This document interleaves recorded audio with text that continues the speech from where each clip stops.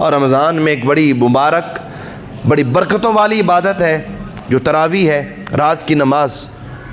یہ بھی کریم آقا جان عالم صلی اللہ علیہ وسلم نے ادا فرمائی۔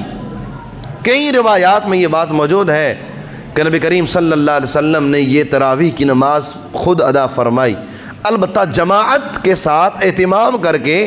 یہ کریم آقا جان عالم صلی اللہ علیہ وسلم کی زندگی میں معمول نہیں تھا، چند بار پڑھائی گئی، معمول نہیں تھا۔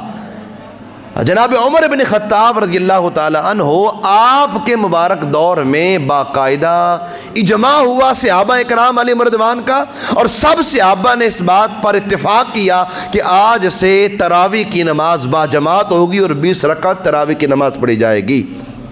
اور حدیث سنیے، سرکار نے فرمایا علیکم بسنتی و بسنتی خلفاء راشدین، کہ اے میرے غلاموں تم پر میری سنت بھی لازم ہے اور میرے خلفاء راشدین کی سنت بھی لازم ہے۔